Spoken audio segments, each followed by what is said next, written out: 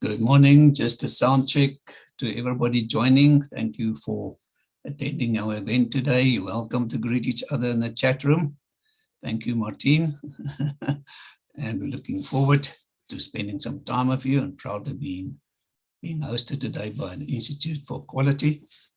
We're just admitting lots of people into the meeting, so we will be with you in a few seconds. Thank you.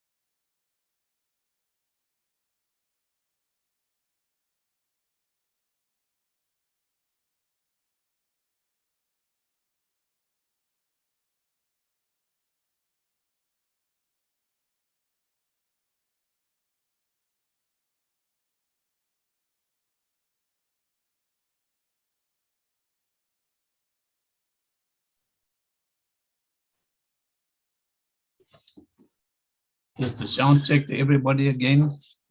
We're admitting more colleagues into the meeting. We'll be with you in a few seconds.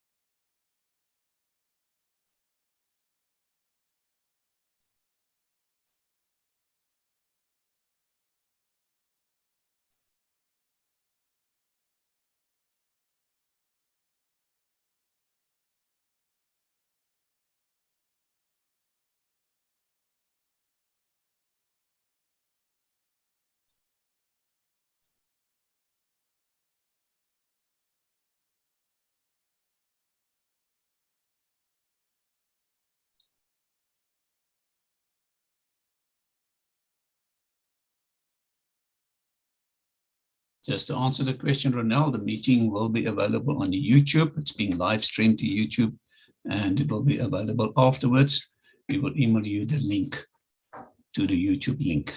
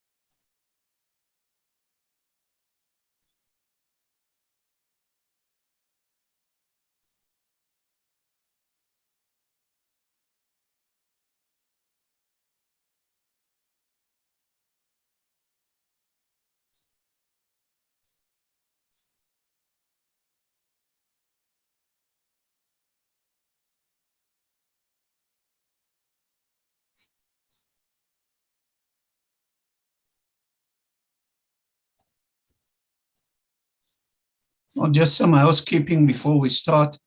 Ladies and gents, great seeing all the faces this morning again. Thank you for joining. We're proudly being hosted today by the Institute for Quality. Just some housekeeping, please remember to keep yourselves on mute throughout the session. We will allow you to unmute during the questions and answers session. and then obviously when you recognize, then you'll be able to to ask your question. So please keep yourselves on mute. We'll appreciate that. You're welcome to make use of the chat room to ask your questions there, and to obviously greet each other. You're welcome to share contact details there. Please keep the topics related to the event of today. And then you can go to the participants box to see who else on the meeting. And if need be, you can mouse over your own name and you can rename yourself. Sometimes the device name is showing and not your own name, so you're welcome to rename yourself. And then, so keep your eye on your inbox. Should something go wrong in this session, it never happened before, but should something go wrong, we will send you some information via email to join the session again. But let me not waste any time any further. I would like to hand you over now to our program director of the day, Mr. Dave Walls. So Dave, thank you very much for facilitating today, and we're looking forward to being hosted by you today. Thank you very much, Dave. Good morning, everybody. My name is Dave Walls. I will be your program director this morning. And a big welcome to everybody to the launch of the NQF7 Customs Compliance Manager. This is a first in South Africa, and I hope that you are as excited as I am now to have access to this qualification that specifically addresses the competencies required to manage the customs activities to move cargo into and out of South Africa. We have some exciting speakers who over the next hour will unpack this NQF7 Customs Compliance Manager qualification for us. We'll be having a Q&A opportunity later on in the session. And I also encourage you to post questions in the chat, and Genevieve Matthews from IQ will coordinate the questions with the panel or reply to them directly. Before we go any further, let's just review the agenda for this morning.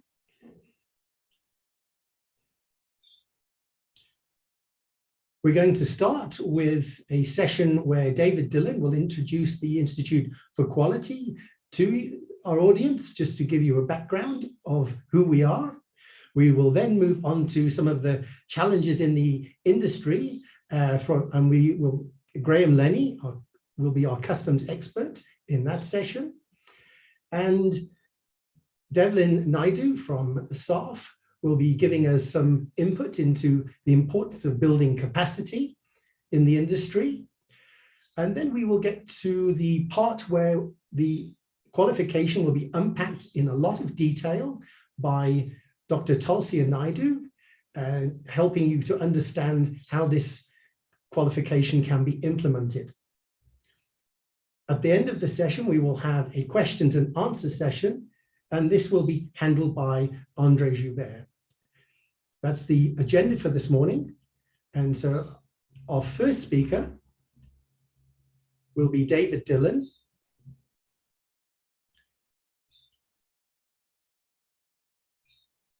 And he started his journey out as a teacher. And this is where David got his passion for training.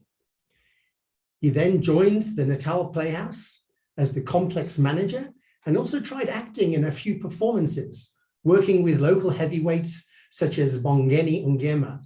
And as he met and had the conversation with the Queen of England. He joined IQ in the business school and is well suited to be a facilitator on the management programs. Please welcome David Dillon.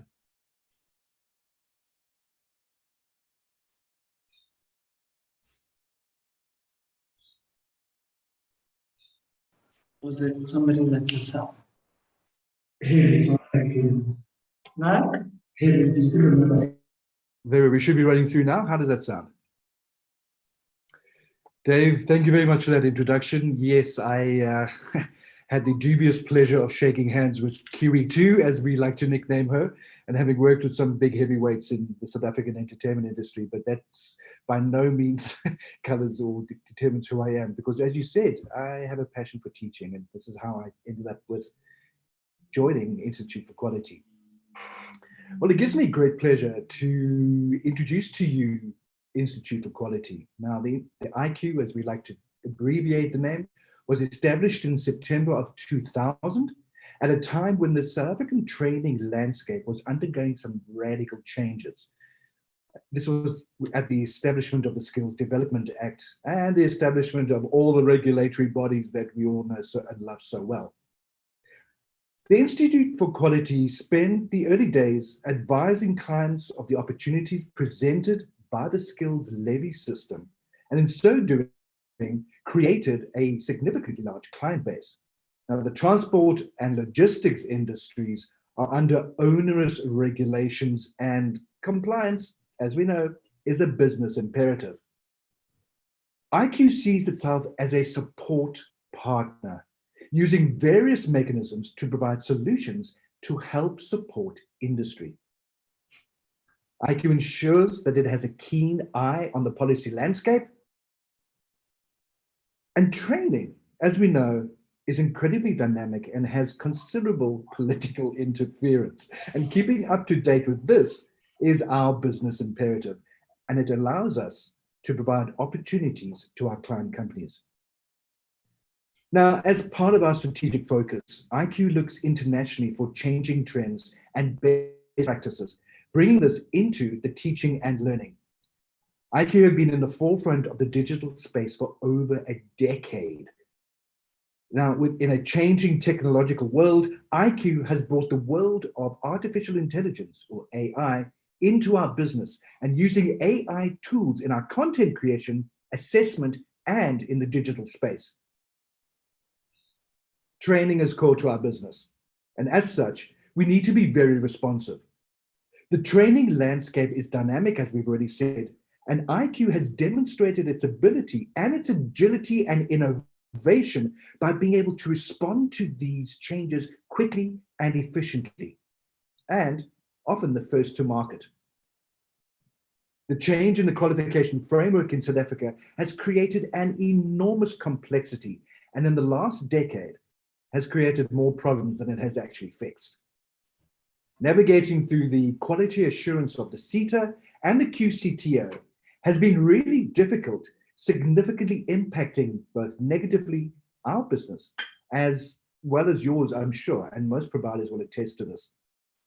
Nonetheless, IQ is able to maintain its agility and its services by bringing to industry qualifications that are relevant, accessible, and dressing those with innovative delivery strategies to add better value to our client companies and to maintain the competitive edge.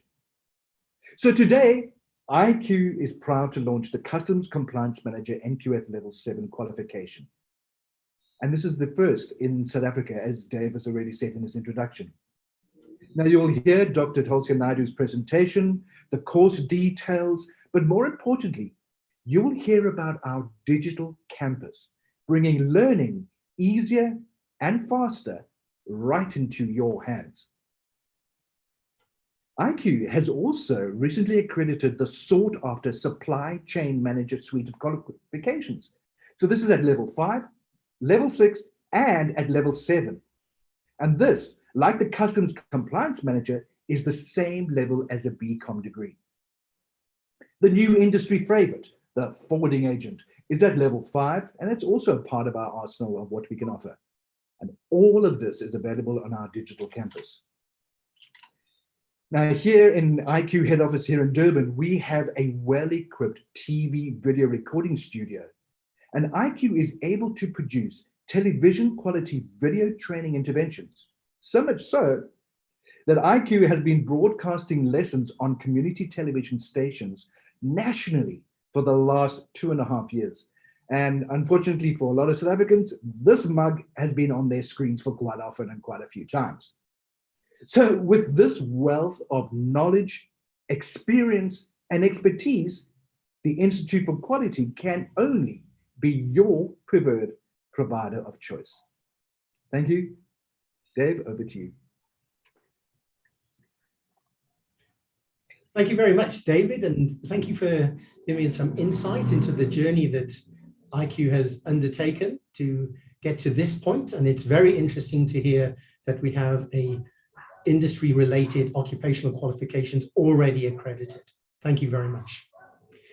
Our next speaker is Graham Lenny, and Graham holds an MBA from the Nelson Mandela Metro University, and since 2018 is the Managing Director of the Customs Hub. And Graham has worked on both sides of the fence, working with SARS Customs and in the forwarding and clearing industry for over 20 years. Please welcome Graham Lenny. Good morning, everyone. If you just give me a minute while I can do my screen share with you.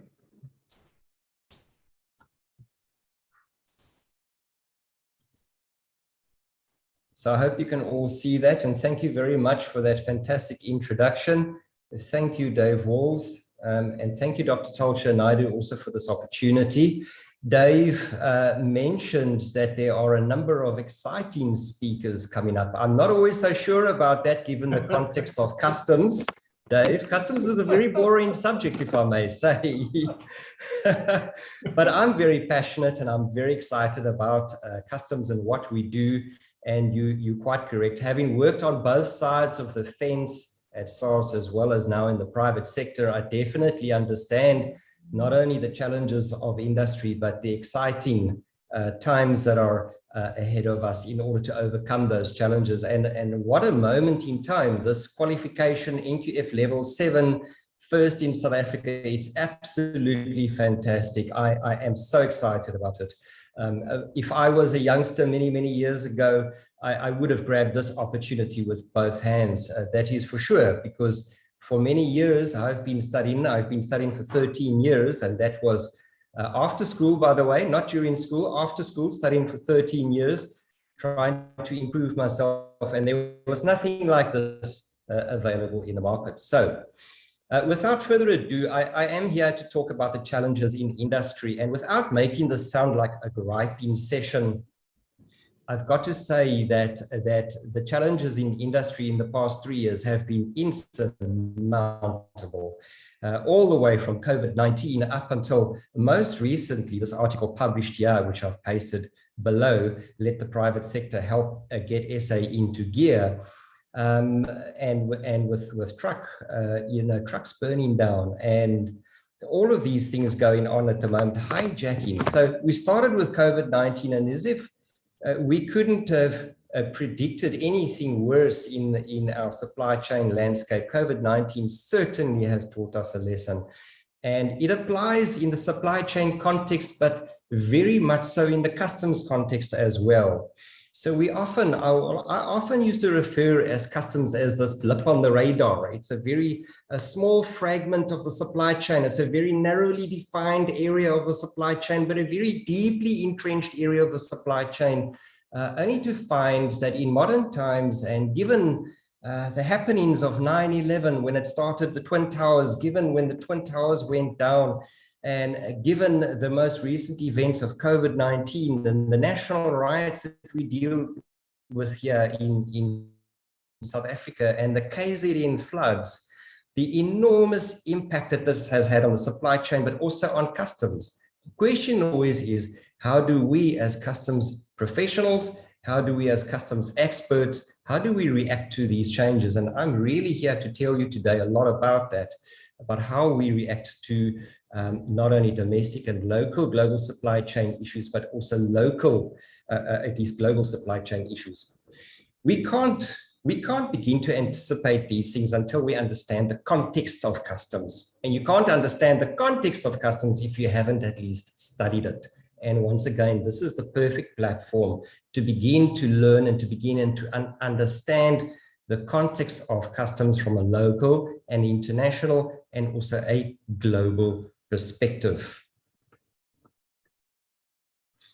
Looking a little bit to the local perspective at the moment, SARS Customs, South African Revenue Services Customs context, modernization started in about 2002. I was a young little customs officer over there, and I was very proud to be able to tell you that I was a transformation facilitator at that time, transforming things such as people, policy, process, and technology. And as if it wasn't relevant then, it is equally relevant today. These four issues, people, policy, process, and technology, are ever changing even in today's environment, and even more so given the events of 9/11 when it happened, given the events of COVID-19, and even more recent events that are unfolding in our midst today.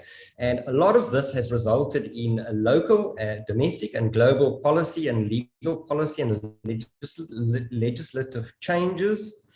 And I'm just going to cite a few examples. A couple of years ago, we had the launch of the CPC codes. Now, the reason why I raised the launch of the CPC codes is partly because it is a very big industry challenge that we needed to overcome, something that we needed to learn and adopt, something that we needed to incorporate into our IT systems, and a methodology that we needed to understand, that customs is no longer interested in that blip on the radar. They're interested in the entire supply chain. So if you wind the clock all the way back to 9/11, once again, and I'm going to keep referring to that, and you'll hear me referring to it a lot in the training material as well, you wind the clock back to a time like that, and you begin to realize that customs wants to manage and be involved in the entire supply chain from end to end. Like a true blue freight forwarder, they want to be involved in the supply chain. And couple that with RCG, reporting and conveyance of goods. So now you have the CPC concept and you have the reporting requirements concept, and couple those together, you've got an entire supply chain management system.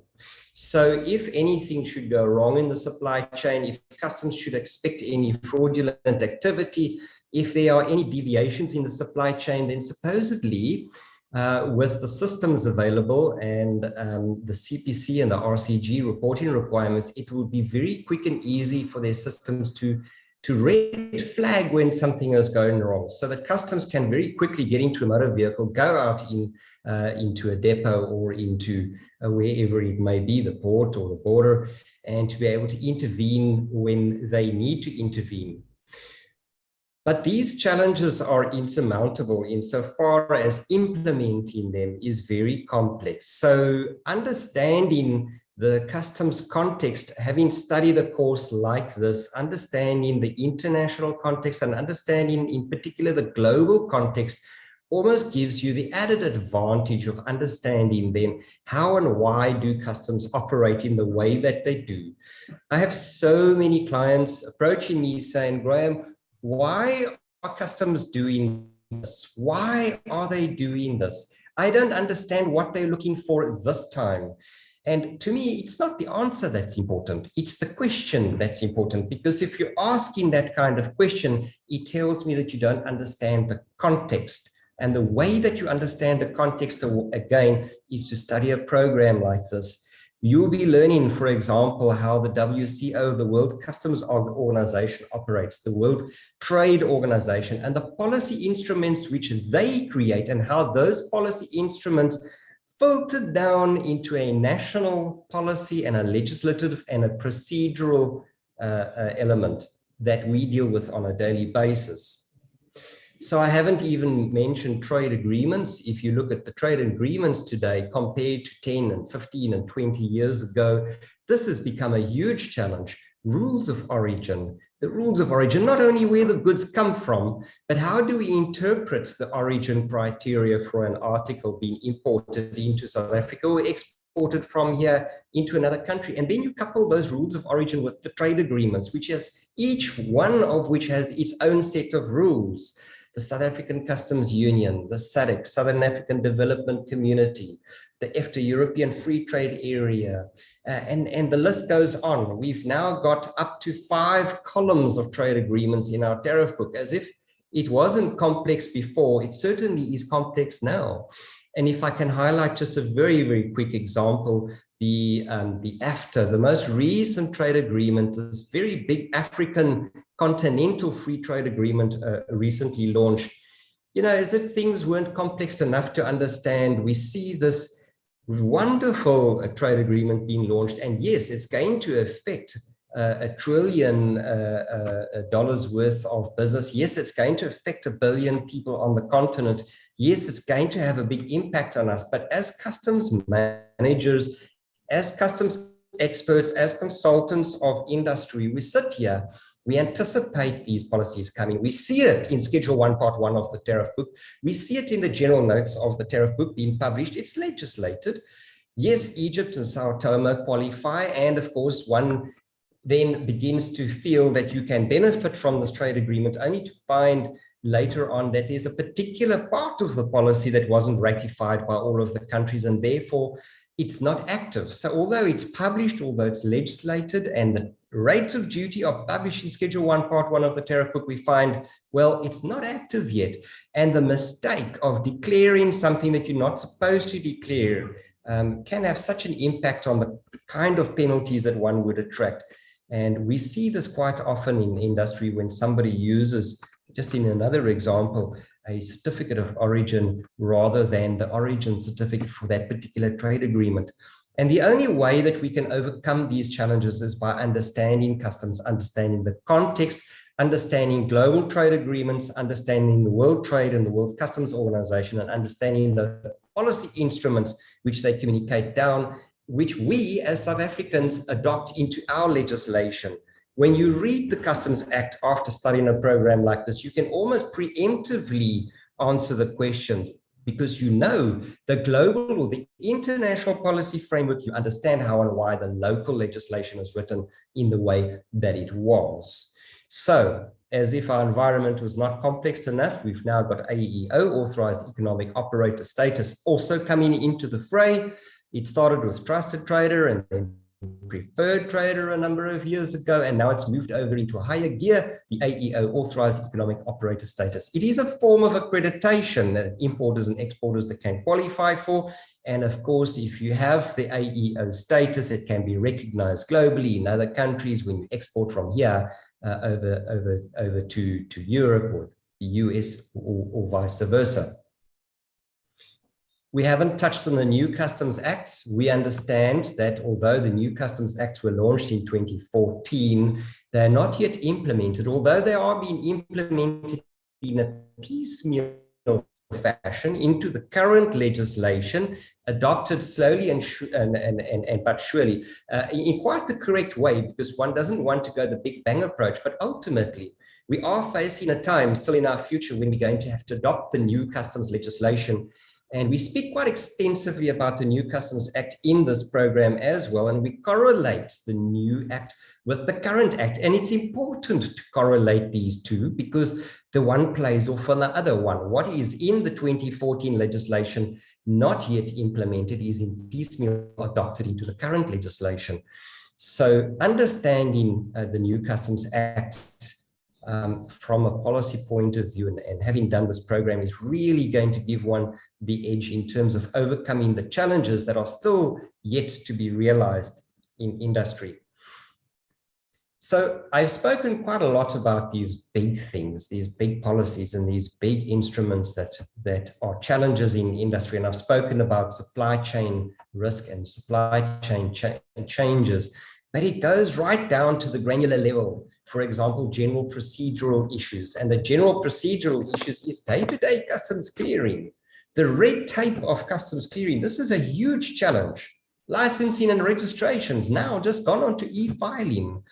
Has it made our lives simpler? Yes, of course it has. It's made our lives simpler, better and faster and all of those wonderful things.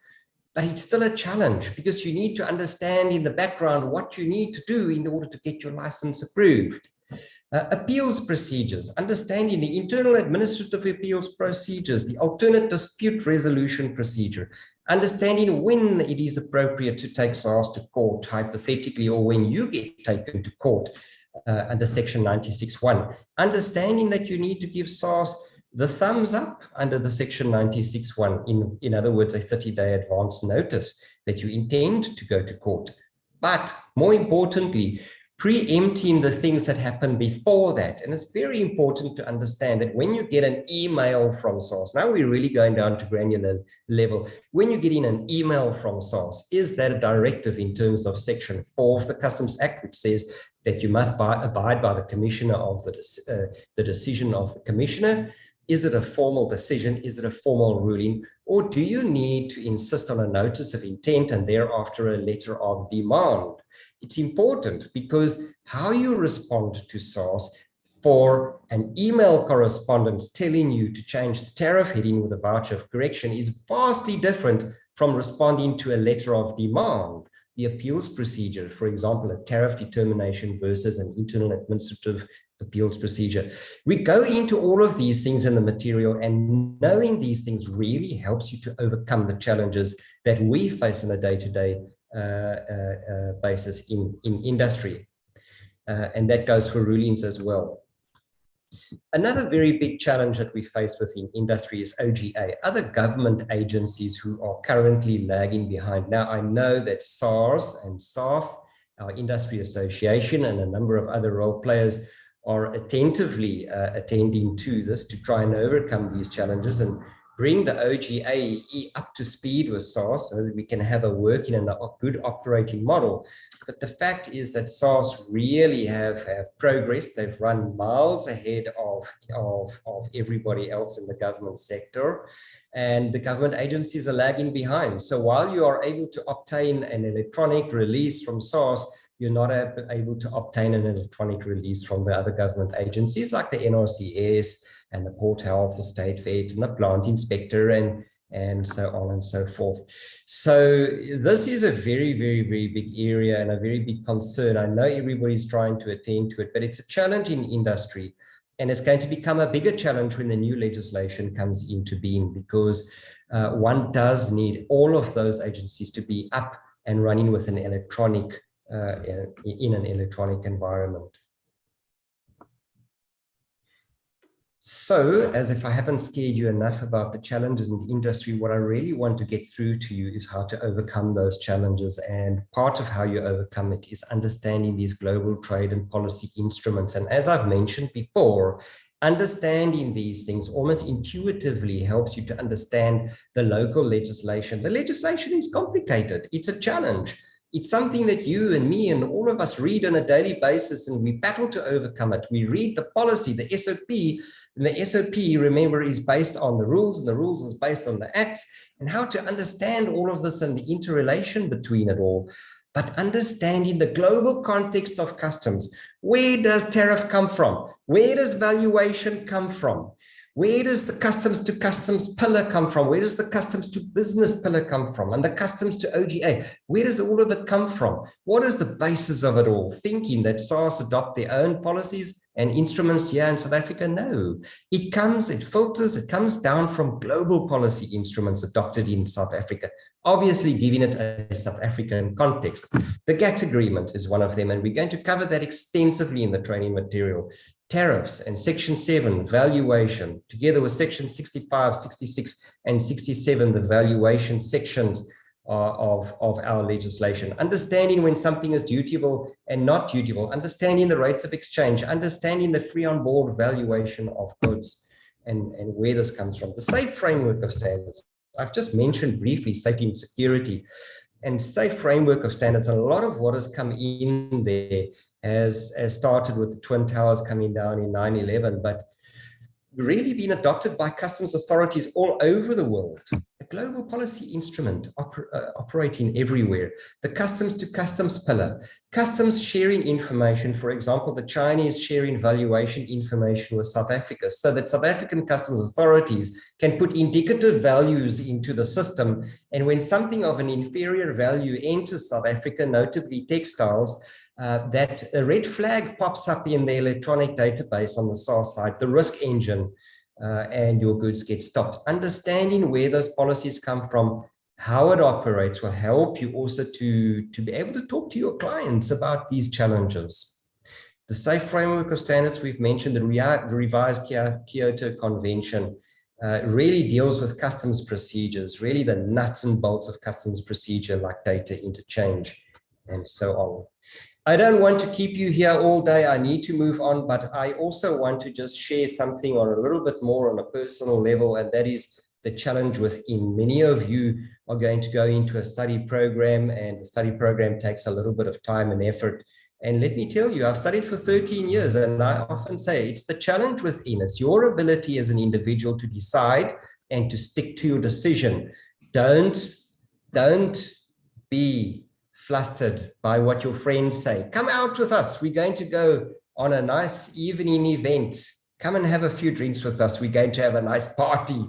No, I have to study. You need to stick to your laurels and your morals when it comes to a study program like this. And you know what? The benefit is yours. The benefit is entirely yours. And forget the naysayers. I'm not interested in the naysayers. A lot of your friends are naysayers. That doesn't mean that they're not your friends. It just means that they don't understand the challenge that you have to get through in order to make you the master of your industry. And if I can just say one more time, this program really, I believe, has accomplished a lot in terms of dealing with the detail in industry that I never thought an NQF level 7 could deal with. But it is right here, it's at your fingertips.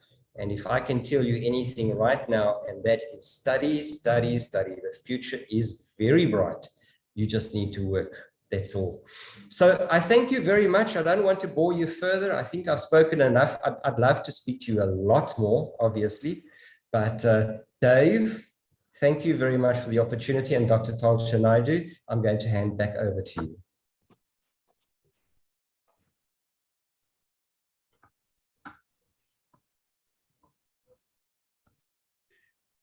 Thank you, Graham. You started off by saying that customs can be a little dry. Well, you certainly brought out the passion in the subject and your understanding of it. And it really came through in how you delivered your message to us today about the qualification and the detail that you went into to show the level of understanding that you're going to need if your career is going to be in this arena. So thank you for sharing that with us, because it really came across the importance of understanding the context, which is what you helped us understand is really the key, the nub of this qualification. So thank you so much. Thank you, Dave. Graham. Our next speaker is Devlin Naidu, and he is an executive for SARS and other government agencies at the South African Association for Freight Forwarders, SAF. He has a strong passion for industry-aligned training that incorporates public and private viewpoints and exchanges, tailor-made to specific verticals. Sounds wonderful. Please welcome Devlin Naidu. Thank you very much, Dave, for the opportunity, and good morning to all our delegates. It is indeed a milestone event today, and one that we as SAF are particularly proud to be a part of, as we actively support the necessity to enhance the capacity building in our customs compliance and freight forwarding landscape. As recent as yesterday, we engaged strategically with the senior management and leadership of the CTLF unit at SARS, and we were made aware of the plethora of non-compliant findings that exist because of clerical errors. We thus commend and congratulate IQ Academic Director, Dr. Talcha Naidu, and the IQ team on being the first training provider in South Africa to launch the NQF7 Customs Compliance Manager. SAF has, through our strategic partnership with SARS and other government agencies, established a first-of-its-kind exchange platform wherein, within predefined and within the prescribed parameters, of course, we are able to transcend the boundaries and enhance the management capabilities of your customs compliance manager specific to the compliance aspect of the business. Customs compliance managers and aspiring managers will receive internationally benchmarked training through a first-of-its-kind public-private sector, SARS, SAF, other government agency capacity building module that exposes managers and aspiring managers to every facet of the customs compliance and freight forwarding environment, not just with senior executives at SARS, but also with the leadership at our partners across other government agencies, both locally, as well as our partners at the WCO and WTO. So what does all of this mean for you as a potential candidate? And of course, what does it mean for your business more especially?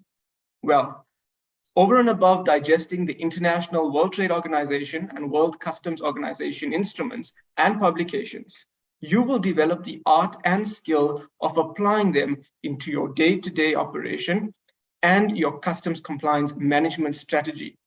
You will be exposed to the how, the when, the who, the why, and the where of how it needs to be achieved. ultimately, you would be helping us as SAF realizing our dream of becoming an industry role player or as the architects of the supply chain that contributes positively to producing a landscape that is conversant with compliance and, of course, enhancing legitimate trade facilitation. So how do we aim to achieve this? As mentioned again, and as introduced by the MC earlier, we as SAF are servants of industry. We have a strategic plan where we will engage through a strategic capacity building module where we expose aspiring managers and current managers to the application of policy. So coming to mind, SCCR 09 as an example, or SCCR 05 in terms of your classification, helping managers to understand what needs to be applied in the context of the South African landscape related to customs compliance. So we link very strategically with SARS and the other government agencies, keeping our managers abreast of the latest developments, especially as my colleague Graham mentioned earlier, the modernization initiative, which touches amongst other things, the automation of drawbacks and refunds, the automation of now the RCG process, and also understanding how this applies in the day-to-day business operation, because currently there is a gap where we receive as SAF escalations from current managers who are unsure of how to apply the policy. So this is what we want to do now, is bridge that gap and create in a first of its kind initiative, this linkage between SARS, the other government agencies, and SAF. Before I go into our presentation for today, we would like to state that the capacity building module incorporates very strongly an element of work integrated management training. So when we speak about management, it's not just the compliance aspect, but it's also how do you link the compliance to your team members. What we have found through our engagements with SARS is the major cause of all escalations. And again, we say major, not just the only cause, but the major cause of all escalations is as a result of a clerical error. So as an example, you've got an entry clerk. He receives a set of documents. He goes onto the system and captures the data, but he doesn't understand why. As an example, section 73.2a speaks about the exchange rate or the date that must be used for the exchange rate for customs value purposes. And as Graham mentioned, under chapter 9, you've got several sections starting from section 65 all the way until section 74 that deals specifically with valuation. So we take it to a further level where we speak specifically on the sections dealing with origin, section 46 or section 47, subsection 9 on classification. And we take it to that granular level of detail so that the managers can not just tell their staff or guide their staff on how it needs to be done, but rather why it needs to be done. Why do we, as an example, use the shipped on board date for containerized cargo to find the exchange rate? And that's because section 73.2b prescribes it. Why do we use an exchange rate published by SARS and not an exchange rate published by the bank? We've had cases where incorrect rates of exchange were used because section 73.1 states for the purposes of calculating the customs value, when expressed in a foreign currency, the value for customs purposes shall be converted into the currency of the Republic at the rate of exchange published by the Commissioner. If no rate is available, the last date for such rate shall be used to apply the rate of exchange. This is the level or the mindset that we want to create in managers so that we have and we will produce the best customs compliance and freight forwarding professionals in our country. I think if we look as an example, just as the United States is regarded as a country that produces some of the world's best doctors, so too must our beautiful country of South Africa be regarded as the country that produces the most astute and esteemed customs compliance professionals. And this course is the first step in the journey to achieving that. If I may, I would like to share my presentation with you and then conclude with a few inspiring words to motivate our candidates as they commence this journey in customs compliance. So just again, as mentioned, customs is a crucial element because it occurs twice in the supply chain, once at the country of origin, once in the country of destination.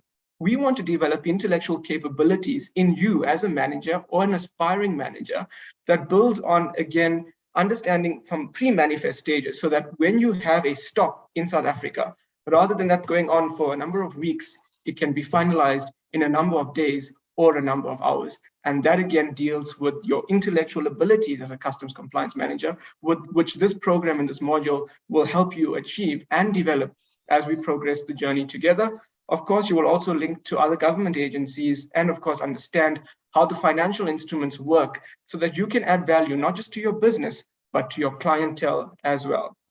When we speak about regulations, yes, there's a plethora of policies that exist. There's a plethora of legislation that exists, but we need to link it to the business requirements. So what we are doing as SARF strategically is providing visibility to SARS into how it functions in terms of the business environment, what goes into framing a bill of entry as an example, and we map it back to the policy of SARS to bridge that gap. And this course, again, we cannot stress it enough, will change not just your life, but will change our industry as well. So again, as we spoke about, I referenced section 73 at the top of my head, a couple of other sections as well, and it is impossible to know all of them. There are 122 sections in the Act across 12 chapters.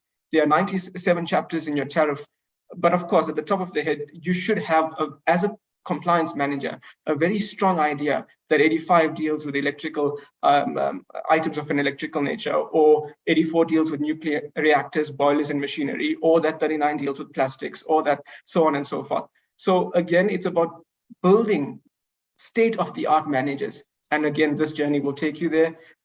We will, as I said again, link strongly with the other government agencies, look at the common errors being experienced, bridge those gaps, get to the root cause, fix the problem so that we don't have the escalation. Ultimately, we're not just creating a compliant industry, but we're also creating a compliant revenue system wherein we support SARS. And again, you have the experts, Mr. Graham Lenny, that covered this in detail. So you are in very capable hands.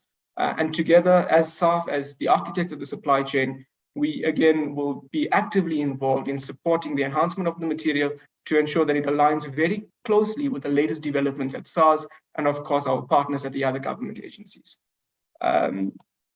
Just again, speaking of the data mining concept, understanding the nature of your client's business, understanding the linkage to the prohibited and restricted goods index, and guiding your clients so that they can comply. Remember, section 39(1)(a) speaks to the compliance requirements for the importer and the documents that must be produced. As a customs broker, as the conduit between SARS and the importer, it is our responsibility to achieve this level of professionalism where we become sought after to the rest of the world. And Dave, if you would allow me just to conclude with some inspiring words, and I'll hand over back to you momentarily.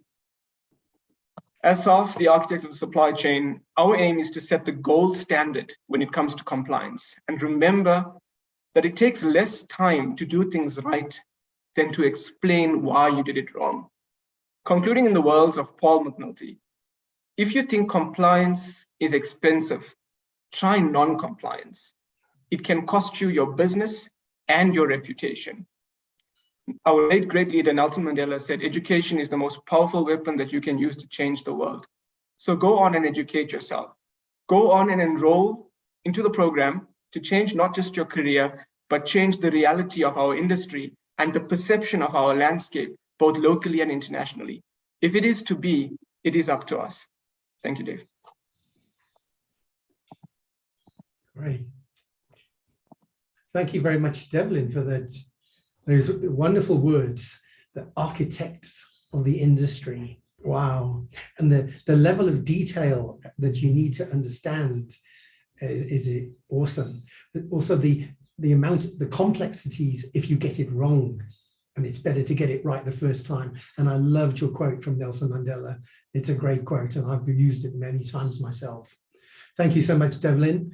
Our next speaker is Dr. Tulsia Naidu, and she holds a doctorate in education from the University of Durban and was the deputy chairperson of the QCTO Council, as well as the role of chairperson for the Association of Private Training Providers in South Africa. Tulsia began her journey as a school teacher and is now the founding director for the Institute for Quality and its managing director since 2002. Please welcome Dr. Tulsia Naidu.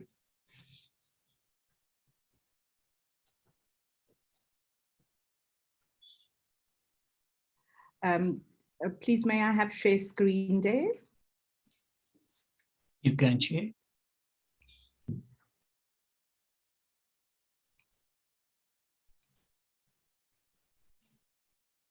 Let me know if it's sharing.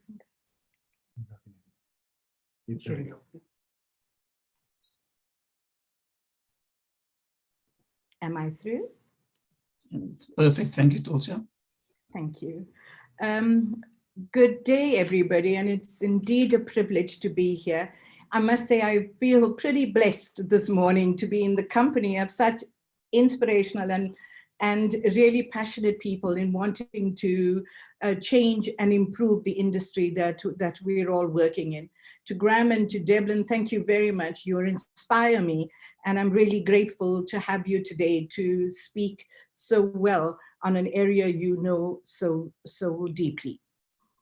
Ladies and gentlemen, my purpose is to talk to you about the Customs Compliance Manager Level 7 qualification and talk to you in some detail about what it is. I do know that some of you within the group and the participants are in the training environment and might be a little bored by some of the information. But in the main, as I scroll through the list, many of the persons are actually involved in customs and might not truly understand the structures of how these things are shaped. So if you please bear with me, I'm going to go into some detail about the qualification itself.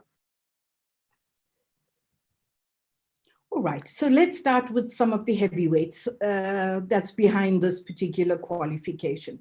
Like I said, the Customs Compliance Manager is an occupational qualification. Now, I just want to spend a second just defining what that means. We've been in the industry for so long, and we've heard of university qualifications and BComs and higher certificates, but occupational qualifications are the new kids on the block. So the qualifications that in the last 10 years or so that we've had through the CETA environment are exactly that, they occupational qualifications. But they now became a little more focused through the introduction of the Quality Council for Trades and Occupations, the QCTO, who came into play through the NQF Act in 2008. So the QCTO then became the body governing the design and the creation, the support and the monitoring of occupational qualifications. So occupational qualifications by definition are qualifications that are written by industry for industry. So this typically will be based on an occupational code. So the customs manager, for example, has an industry accepted portfolio or function. And now qualifications are written and shaped around a particular function. So that's what we mean by occupational certificate. It's based around a particular job role. And it is one of the things, and that defines these qualifications to academic qualifications. In an academic qualification, the learner studies through the qualification, but needs an intervention that gives him and acquaints him with the workplace and what the workplace is about. An occupational qualification is immersive, and it immerses the learner within the occupation itself. So QCTO, as I said then, is the quality council that has oversight over all qualifications that fall within the workplaces and all the qualifications that fall within the CETA space. Because all the CETA, the old term ETQAs, fall under the QCTO. So that's really what the QCTO is and what we mean by saying that the customs compliance is an occupational qualification. My understanding is because it's written by industry, it's shaped by industry, it is preferred by industry. So that's how I see it. So then a question is often asked, what then is the role and the difference between the QCTO and TITA, for example? Remember, TITA is a CETA in the transport, logistics, maritime shipping space. So what's the difference between the two, and how does their role impact on each other? So the QCTO, obviously, like I mentioned earlier, writes the qualification, puts it out to industry. QCTO also accredits the training provider.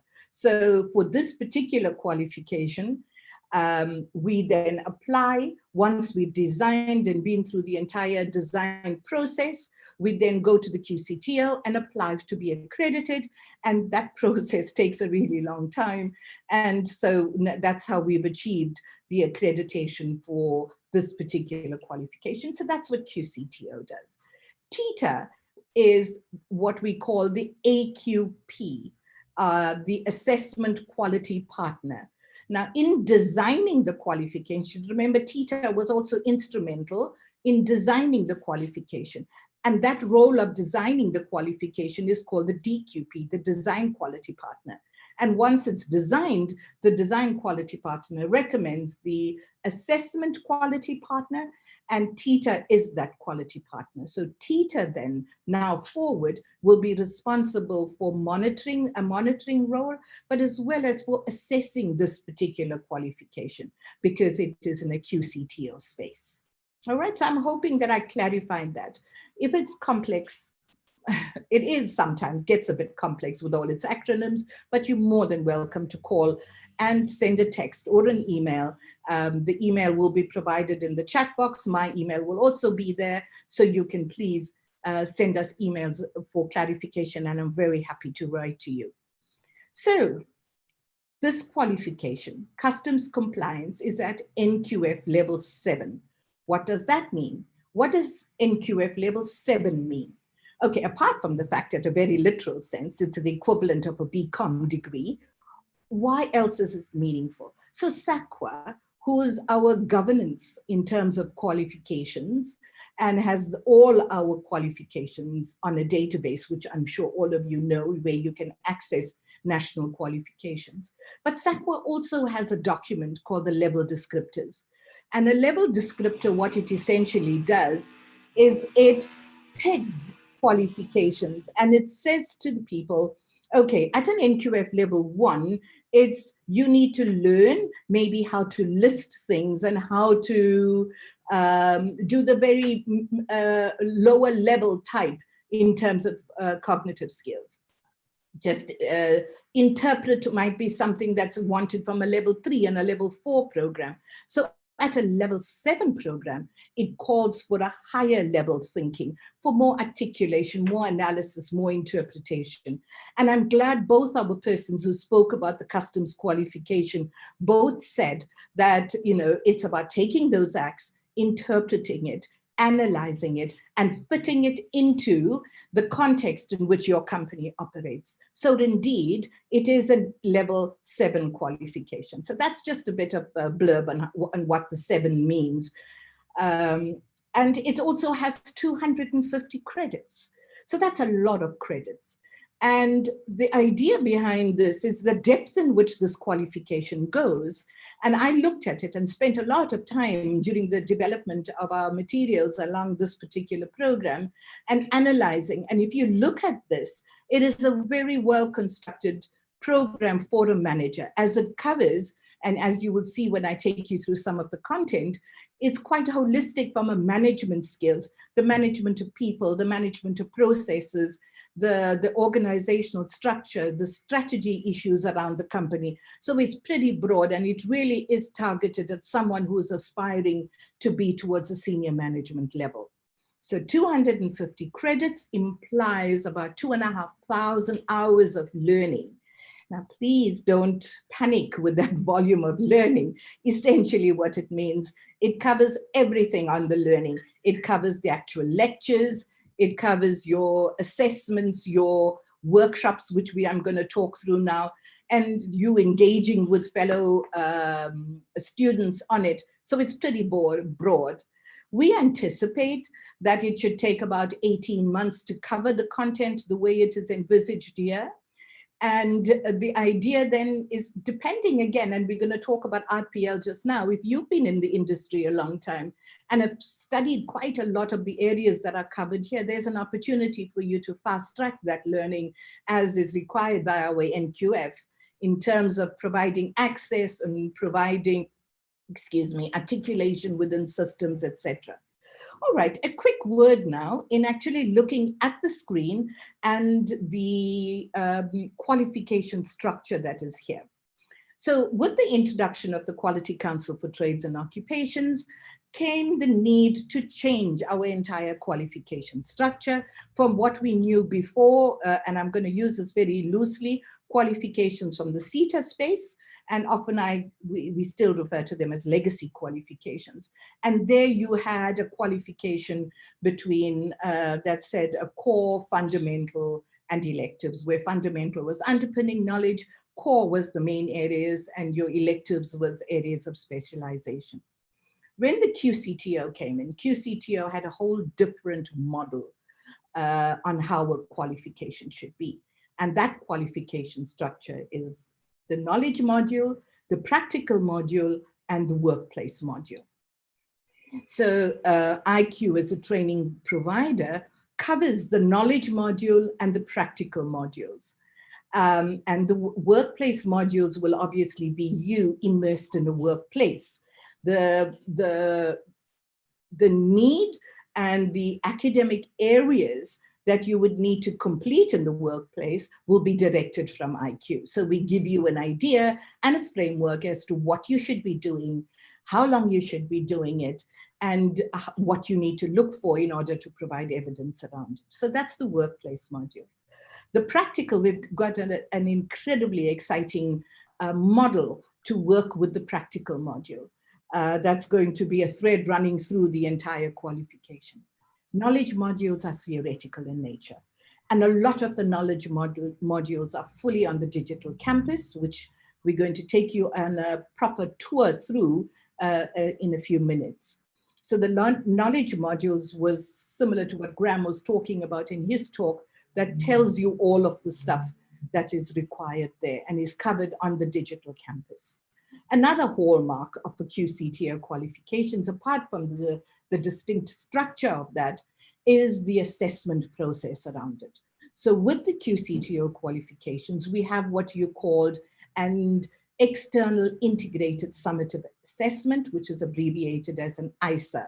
So in an ISA, there's a kind of board exam, and I use this very loosely, at the end of the learning intervention. So once someone's completed with IQ, the knowledge module, the practical module, and the workplace module, you then get you eligible for access into the ISA.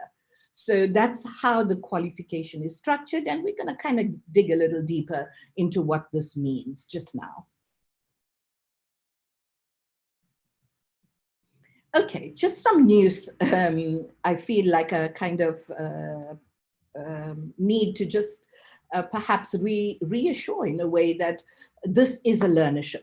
Occupational qualifications, there was this huge debate about is it a learnership? It was only the CETA legacy qualifications that had the doll number that was actually a learnership. Occupational qualifications within the QCTO space are learnerships. And that makes sense because it's written by industry, it's written for industry, and it's written because there's a need in industry. It's not, if there's a very small need and a very niche market, perhaps it would be a specialization and another qualification or a little part qualification. But here, this is a learnership. By definition then, for those of you that might not be in the training space, if you're in a learnership, it is an agreement between us as IQ, the training provider, you as a learner or a possible learner in your company, and an employer. So it's a three-way process. And the value of engaging, whether it's funded or unfunded, the value of getting involved in the learnership agreement is that you then have access to the tax incentive. And I don't want to spend too much time doing this, but again, if you want more details, want to know more about this tax incentive and how your company can access it in order to perhaps fund your training here, please email me and I'll send you more details on it. I am hoping, and I did see Tita as part of the participants here, and I'm hoping that at some point, I'm hoping that there's a demand for the qualification and that it can get into the funded space in the future with the CETA itself. As you're aware from discretionary grants, the CETA funds programs. So hopefully this can be part of that particular one. And just a quick note in that it's an IQ is a triple BEE level 1 provider, and that can also help from your triple BEE scorecard. again, you're more than welcome to call to get more information on it. I want to dig here into just showing you what the knowledge module of this qualification looks like. And I said to you earlier that I love the qualification because it really creates a well-rounded manager, and absolute accolades to SAF and the team of people within it that actually put this program together and the way it is focused. So if you start, the first module looks at customs compliance, management principles and legislations. And here the customs expert was Graham, and he goes into great detail explaining, like he said in his introductory video, about the whole legislative environment and how that being an international environment and how it impacts, and how significantly rather it impacts on the local environment. The second module is the International Customs Environment Theory and Legislation. Again, he referred to the SAFE framework, the International Trade Regulatory Bodies, Customs Procedures for International Trade. Again, a focus within the Graham speciality. Then we go into the Customs Integrated Supply Chain Management. And here you would meet our supply chain expert, Mr. Andrew Jaber, who you will see and will get introduced to later in the program today. And this digs deep because I looked at our supply chain level 7 qualification, and there's good articulation between the supply chain levels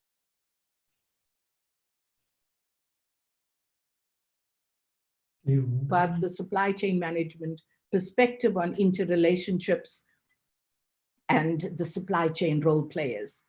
The last module it deals with strategic management, your role as a customs manager, in whichever size, whether you're in a customs manager in an SMME or a customs manager in a multinational, you still have a strategic focus. And the idea is to grow your particular unit. So this looks at everything from your HR, your recruitment issues, how to recruit. It deals with your organizational structure, how to create an organizational structure that specializes in customs. So that's the idea around this particular knowledge module. We go on now to just look a little deeper into the practical module. And there's 5 modules within the practical module itself. It deals with the customs strategy, organizational strategy and systems. Now, this is you looking inward into your organization and starting to look at the theory and the principles you've looked at in the knowledge modules to start now taking that and look inside your organization. Managing the customs compliance operational resources in your particular unit, looking at how you are and what's your human resource model there within your company, the finance, the technical, and again, looking at the knowledge that you've learned from there and bringing that inside. We look at, again, SCM practices and safety standard programs within your particular organization. Number 4, it's managing customs compliance, organizational risk. Risk is a lot in this qualification. You get a risk module in the knowledge module, and it's impacted even in a more infinitely here, but more granular in the sense that it takes you inside within your organization and asks you to look at your risk strategy, reviewing your risk principles and how you manage the risk within your organization. The last one looks where you review and monitor organization's physical, electronic, document and environmental safety and integrity management systems for compliance. Again, looking inward, making sure that your organization and your customs unit has what it takes to be progressive, up to date within this. All right, so what's the learner journey? I noticed there were 1 or 2 questions in the chat about what's this, and we've asked you to hold on that, we're going to be covering it here. So remember, again, we said it's a QCTO qualification, and as such, it has the 3 components. Now, we were really looking at how can we make this program so hands-on that we take the managers and we really work closely with the powers that be, namely SAF and the revenue services partners in this particular landscape? And how do we get a really practical, hands-on approach to how we govern a level 7 qualification that really does speak to its occupational nature? And I must admit, I am thrilled at the way this is structured. So you have your knowledge and practical modules, which are on the digital space. You can go on at any point, enroll, get on the learning. When you start the particular qualification, on enrollment, you go through an entire learner induction program, and the learner induction takes you in absolute detail, all the modules, how it's covered, what are the expectations of you as a learner. But more important than that, what it does, it creates a training plan, it creates a learner journey for you. Why is that important? Because it doesn't matter how long you're serving as a manager and that you're disciplined. When the daily tasks of your work take over and your work-home balance is impacted, it's important to have something that keeps you on track in terms of your learning. Hence, the learner journey programming and the training plan keeps you on track and to meet the particular goals of the program. So all of this is on the digital campus, and we will take you through a tour in a few minutes. For me, what is phenomenal is what we call here, what's written here as a manager's boot camp, but essentially what it's going to be is it's SARS and SAF, a capacity building workshops. So there's 3 during, the duration of your study, 1 early in your program, 1 midway, and 1 towards the latter half. So Devlin earlier alluded to SAF wanting to do this, and it's just amazing that the intent converges on a program such as this. So Devlin Naidu has been engaging with SAF quite close, with SARS quite closely in terms of understanding what are the challenges our companies face in terms of the tax, in terms of the customs landscape. So this boot camp or capacity building workshop, what it essentially does, it takes those case studies. Obviously, the confidentiality of those parties are protected. It takes those case studies and with SARS, able to go through it with the managers and say, why did this problem occur? How did it occur? Who was responsible for it? How could it have been avoided? And what do you do best in the future? So I think it's really good to be able to sit with other managers and other learners that are on this program in a room together and engage and come bring your problems that you've been having and come together. For me, I think that will be an incredible saving to any organization, because what it's going to do, it's preventative and prevents the expensive mistakes. When that journey is done, you've completed the knowledge and practical modules, you've completed your capacity building workshops, and incidentally, the case studies from here will permeate through all your formative exercises throughout the learning journey. And to culminate in an exit exam. And that exit exam, as I mentioned earlier, is the ISA, and the ISA is facilitated by TITA. Somebody was very worried the other day and said, will TITA be ready with the ISA? And I said, really, I don't think that's something we need to be worried about. As long as it's put out there on SAQA, it's put out on the public domain, the CETA or TITA knows that it has a responsibility. And IQ will, once we've got all our learners enrolled on the program, I will be contacting them periodically to say when we can, a possible time that we would like to have an ISA around.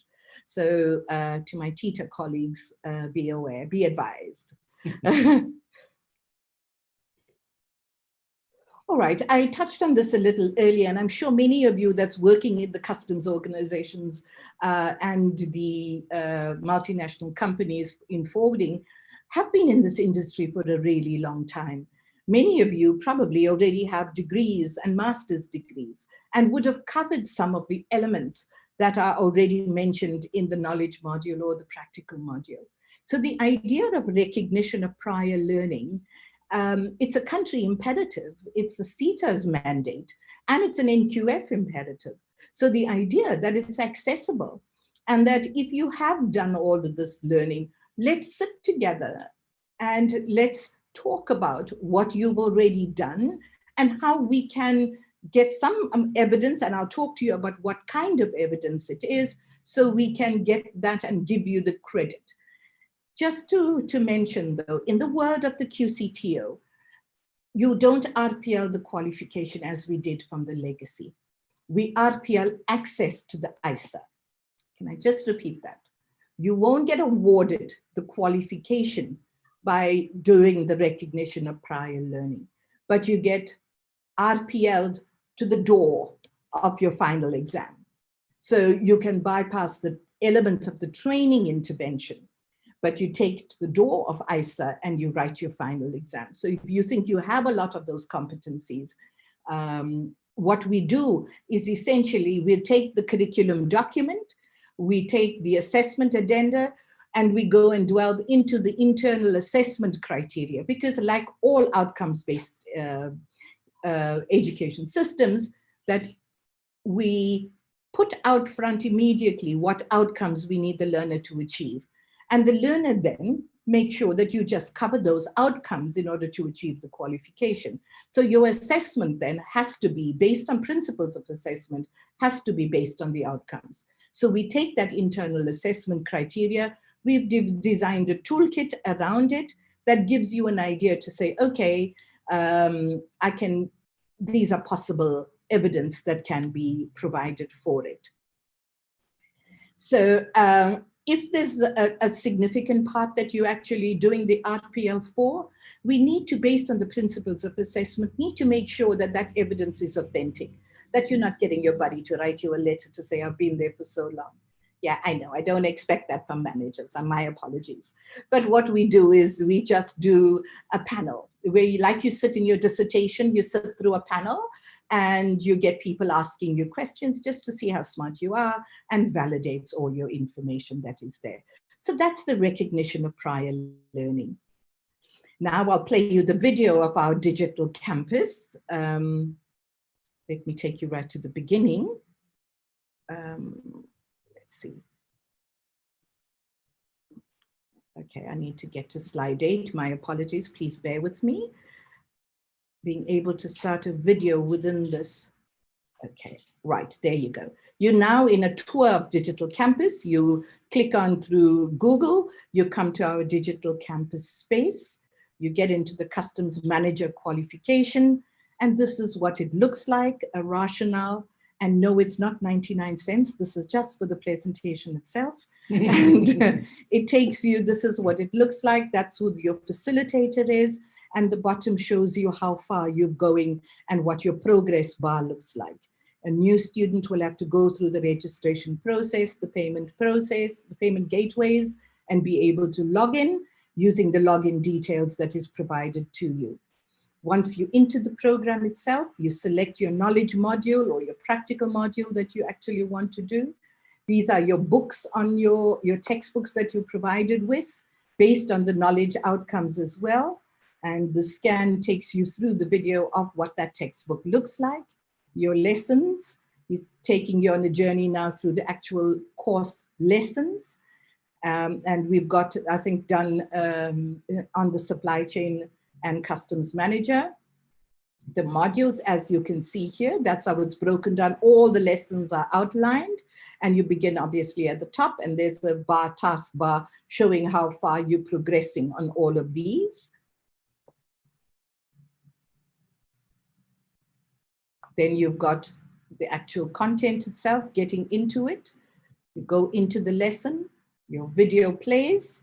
And really what it indicates to us, understand and this is famous Graham doing one of his lessons between customs and business and vice versa, and it should be written, and there should be verifiable and documentary procedures available for that. And then of course it follows that there must be periodic reviews, quarterly, half-yearly and annual reviews. For example, in South Africa, under the PTA, for example, there needs to be an annual review, self-review of your own books, and customs, of course, also have their kinds of reviews available. Standard 2 is the security, and over there, when they talk about security, they talk about best practice. Now, South African Customs Authority was very good in best practices. They would really hone in on best practices all around the world, notably Australia, but Australia was one of the big ones, but all around the world, including Europe especially, and some of it from America. Best practice around the world, and then best practice within the context of South Africa as well. Access control, as well as trade-sensitive data needs to be managed. Cater for electronic and manual procedures. Electronic, and I said it this morning, electronic and manual procedures. Why? Fail-safe. In case things go wrong with the IT systems, that there is also a manual fail-safe process. Training is one of the big elements of security. And further, after each video, there's a summary of what that content is. So you get a video and a brief summary of what that video is. And I must say, you can just listen to the videos and have that depth of detail and be able to pass your exams quite comfortably, even without opening the book itself, because the lesson is quite detailed.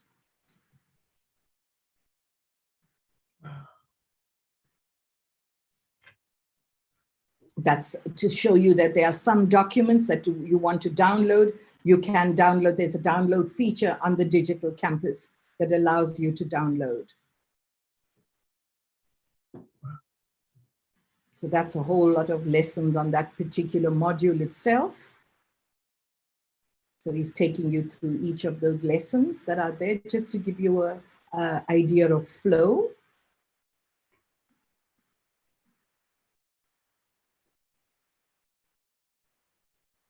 And at the end of every knowledge module, or every KT, every topic, sorry, there's a quiz. And you answer the quiz. In this particular topic, there were 23 quiz questions, and you would have to score reasonably high on the quiz in order to progress to the next one. So as you go through the quiz, it actually tells you where you went wrong, and then you retake the quiz in order for you to progress further. They've deliberately put in false answers, so there we go. It gives you an idea, and if you scored poorly, then you go back and you redo the quiz itself. All right, so that's the digital campus. I've taken you through the qualification and what the digital campus is about. So thank you very much, and I'm more than happy to answer any of your questions should you have any of them. Emailed it across to me, and more than happy to take you through. Thank you very much, Dave. Back to you.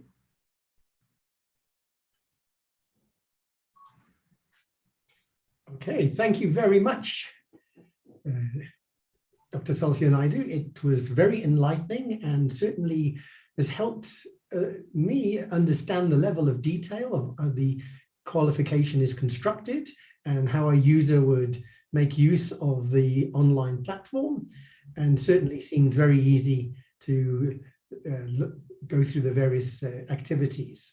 Thank you very much. Great detail, and I'm sure there'll be lots of questions, particularly on RPL when it comes to those people who have had lots of years of experience. It certainly is an alternative way of getting a qualification and converting that experience into that qualification.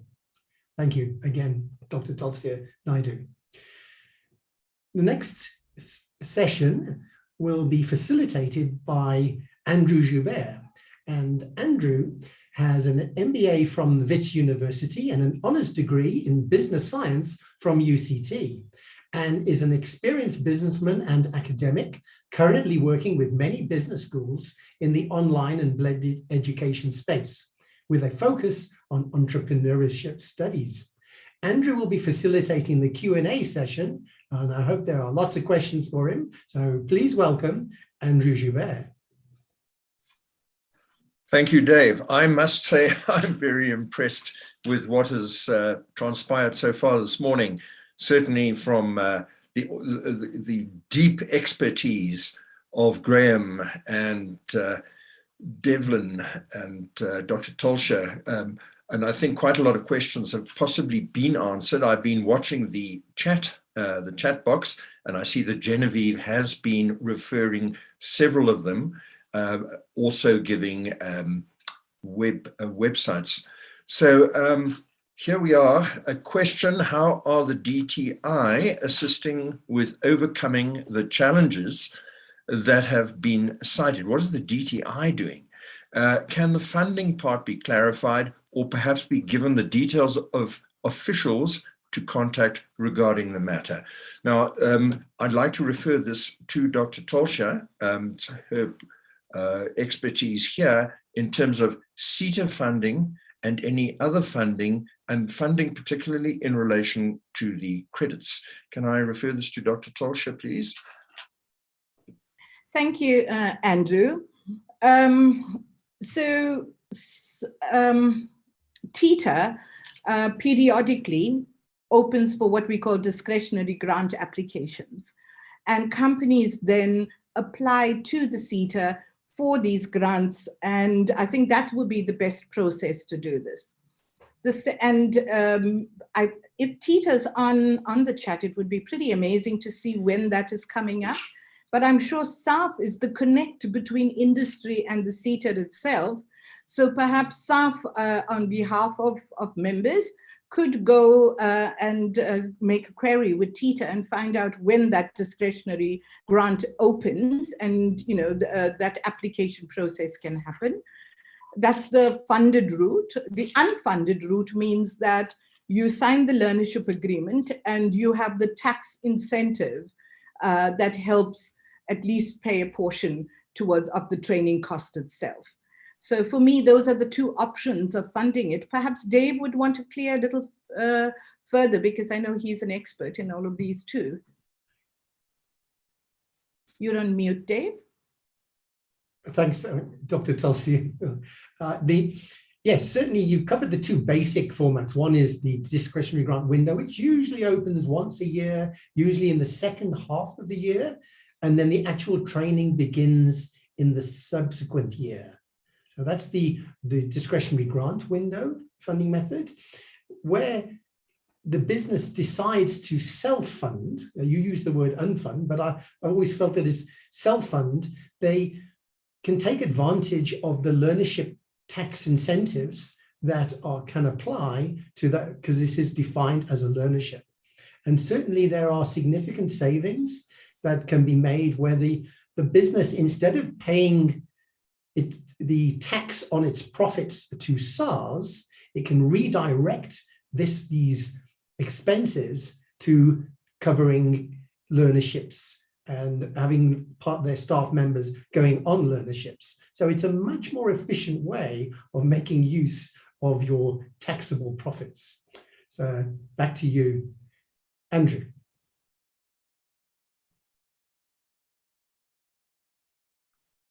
We have a couple more questions here.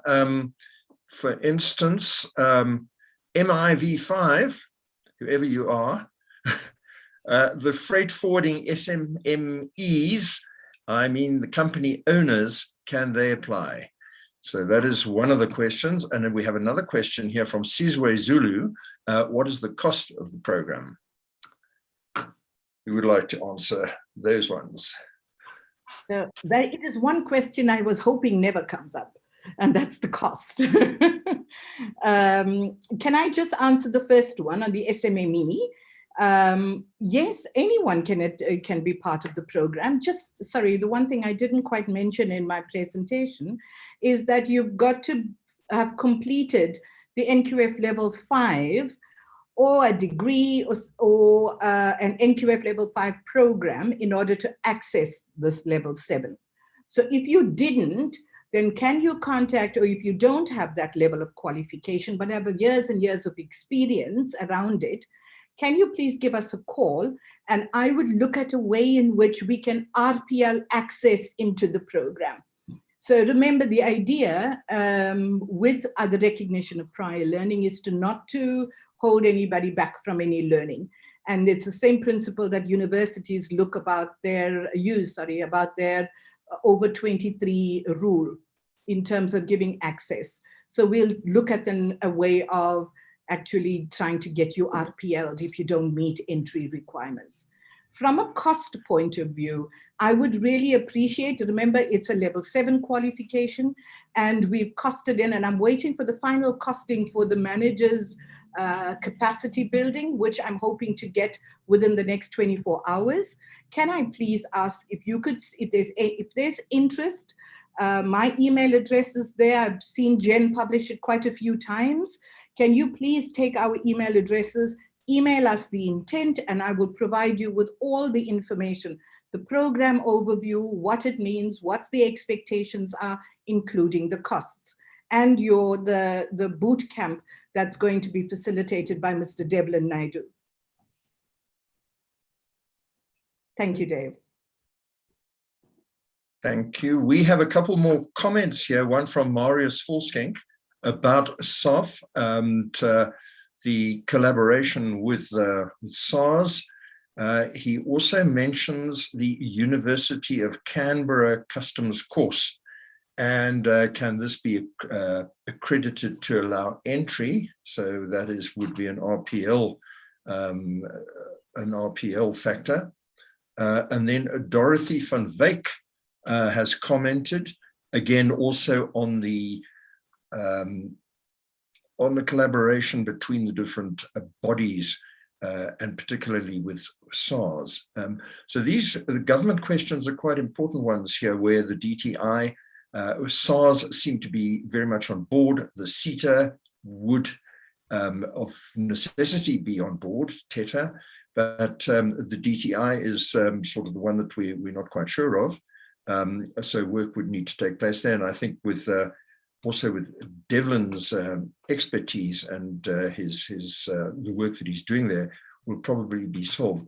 Would Tolsha, Dr. Tolsha, would you like to comment at all on what Marius Volskenk has said about Canberra University? Sure. I might not be able to address that directly. I am not a customs expert. I'm a training expert. So I'm going to bat that over to Devlin or to Graham. But please, I would love to hear from you. So let's stop on the chat. I would love if you could just, raise a hand, and with Harry's help, we can get you to articulate that and perhaps have engagement with both Devlin and Graham if it's specific to this. Marius, so can I hand over to either Devlin or Graham, please? Sure, Dr. Naidu. If I can take this one, Graham, to answer your question, yes, most definitely. We understand that the SARS landscape, especially the CMP that SARS has embarked on toward Vision 2024, is linked very closely to the Australian model. And of course, a lot of the initiatives that are mapped into South African customs compliance landscape emanates from that model. So yes, it definitely will be accessible to those candidates that have completed the course. And just if I may just share my screen very quickly, just to give again a bit more context, and then I'll hand over to Graham to complete the discussion. But the main function, and by no means the only function of a customs broker, of course, is the completion of the customs declaration. So in this boot camp that Dr. Naidu referred to, we will take it to a level of, and I don't have a pointer, but I'm just going to hover over box 33 as an example, mapping not just section 47 subsection 9, but also referring to the SCCR AO9 policy document that talks about the 6 rules of interpretation found in General Note A to the schedule, and helping that customs manager understand product literature and correctly apply the rules of interpretation to classify accurately, so we avoid the TDN process, and of course also providing mechanisms in which the DA314 can be expedited to ensure a quick turnaround time. So we share the mechanics, and again, it's a collaboration between ourselves and SARS.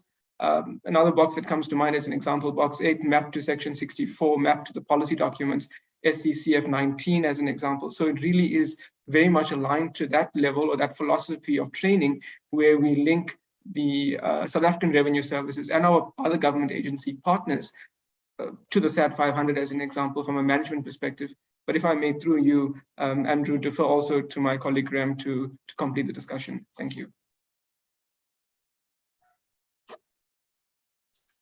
I see Graham is not on a call anymore, most probably a technical problem, so hopefully he will join us soon. Graham has had to leave, and he did indicate that he had to go. So I'm afraid Graham won't be able to answer that. Now he's no longer in this meeting. So I think if there's anything else to be said on this particular question, if anybody else. Andrew, maybe we can mention people are welcome if they want to ask a question to the panel. They're welcome to either raise their hands. They can use when you go to reactions at the bottom of your screen, you'll see there's a raise hands function, or you can unmute yourself. And once I can see when you unmute yourself, and once I've recognized you, you're welcome to ask a question. So says Sizwe Zulu, you are welcome to ask a question then. Thank you so much. I'm still reiterating the earlier question. If we can discuss the price, please, for the program. Sorry, Doc. Sizwe, I'm waiting for to get the finer details because the management capacity building is a workshop-based program. And in so doing, what it means then is that we're trying to get the costs because it would incur refreshments and all of that in it. So I'm still, within the next 24 hours, I'll be able to email you with it. Would you please send me your email and I'll be able to do that with you. You'll be the first one that I send it to you. I give you my word. Okay, thanks, Doc. Will do. There's another question on the chat, and it says, is this program administered through WITS and University of the Free State? That is Vian de Bruin. No, that merely refers to me, and I do work for the Free State. I do work for WITS. I do work for NNMU, Port Elizabeth. I do work for Millpark. I facilitate for most of these, and I'm also an external assessor and external moderator examiner, as well as for UCT in Cape Town. So that just refers to me. This is entirely run by Institute for Quality Digital Campus, and it is QCTO accredited, which is not the case with the universities. They accredit their own courses. So this is nothing to do with any of the universities.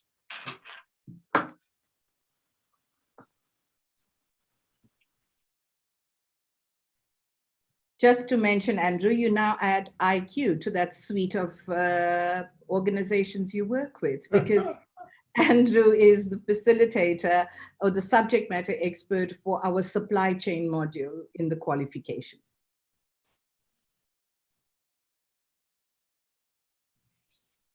I was too humble to mention that.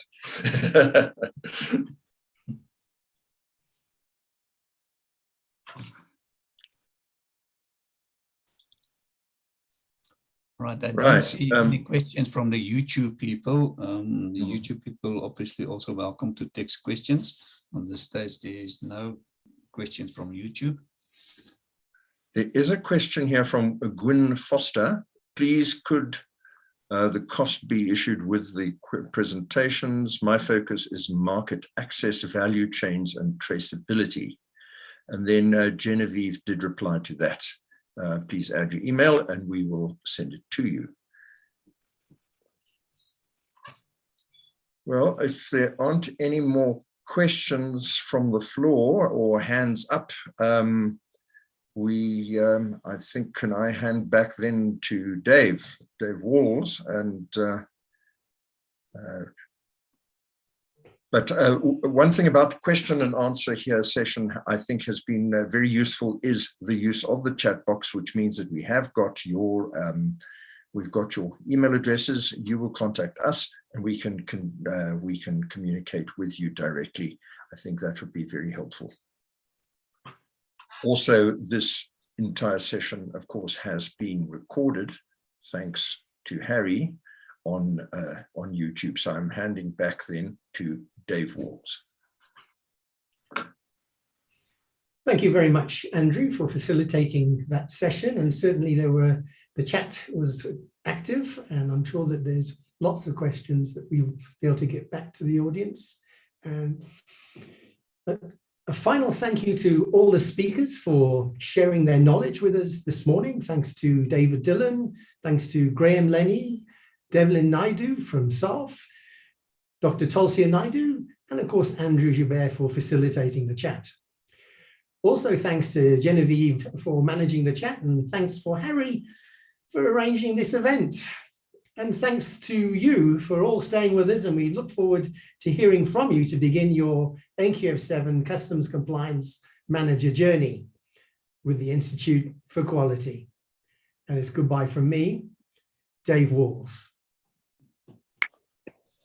Thank you, Dave. Thank you, colleagues. Bye-bye. Thank you, everyone. Goodbye. Thank you. Thank you, Institute for Quality, for hosting this event today for us. We really appreciate it, and we're looking forward to working with you again in the future. Thank you, Dr. Tulsia. Have a good day further. Thank you very much, everybody. Thanks, Harry. Thank you. Bye-bye.